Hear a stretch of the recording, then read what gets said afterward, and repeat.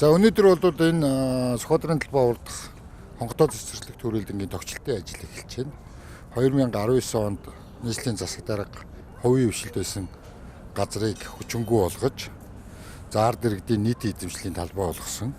Үүний дагуу бол албан байгууллага аж ахуйн нэгжүүдийн дунд уралдаан зарласан.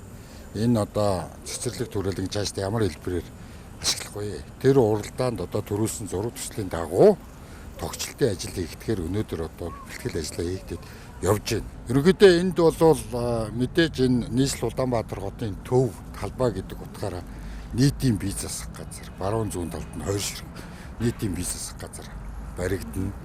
Дээр нь 85 м-ийн урттай 14 м-ийн өргөнтэй усан хориглоор задгаа талбай 800 м квадрат метр талбайтай задгаа талбай. Дээр нь энэ ногоон байгууламжийн доогуур газар доогуурх усчуултын систем ийж бүрэн хийгдэнэ. Нийтдээ бол энэ Хонготоо цэцэрлэг төрөлдөнгийн харагдах талбай алсын зайн хувьд бол ард иргэд нээлттэй болно.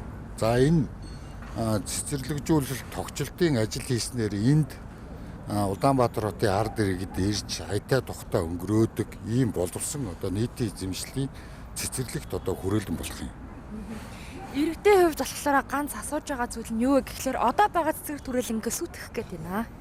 Сүйтгэж байгаа дахиад хөрөнгө мөнгө одоо зарлагдаж байгаа дахиад юм хийх гээд байна гэсэн ойлголттой байгаа л та. Энэ талаар та бас дэлгэрэнгүй тайлбар өгч. Зураг төсөл нь бол ажлын зураг нь батлагдаад экспертизээр гараад энэ яг ном журмын дагуу явж байгаа. Энд байгаа одоо ногоон байгууламжийг сүйтгэх ийм одоо нэг ч юм байхгүй. Дээр нь бол энд байгаа тодорхой хэмжээний тараас орж байгаа том модуудыг бол бид нэр шилжүүлэн суулгана. Манай ард иргэд бас мэдчихэж байгаа том одоо бүтээн байгуулалтын ажил, Яарамгийн гүүр, Надаахын одоо хурдны зам гэх мэт Баянзүрхийн гүүр тараас дагуу байгаа модыг бол өөр газар шилжүүлэн суулгадаг.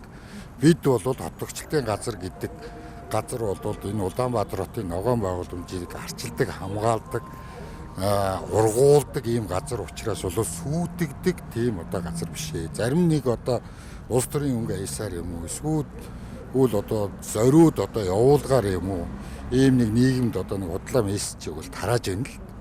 Энэ нь бол одоо цаашдаа ажил хийхэд бол маш хүндрэлтэй байна.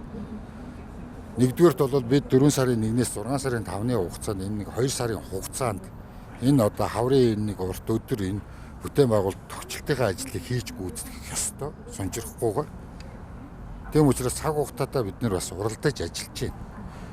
Бүтээн байгуулалтанд бас одоо энэ нийтийн бие засах газруудыг бас нэлээд шинжилгээр бас зурвслаа орсон билээ тийм ээ. Та бүхэн одоо мэдж байгаа бох яг миний ард тал зогсож байгаа энэ эко 0 гэдэг ямар ч одоо төвлөрсөн дулаан хангамжийн цэвэр ус болон бохрын систем байхгүй. Энэ зөөврийн устай бохрын цооног нь доороо. Тэгээ өнөөдөр дэлхийн одоо жишгт нийцсэн ийм хот бол нийслэл хотынхоо төв зэгт ийм нойлгүй одоо нийтийн бизнес газаргүй ийм хот бол хаач байхгүй. Тийм учраас энд бол төвлөрсөн дулаан шугамжид холбогдох дэд үтцийн цэвэр бохор усны шугам татаг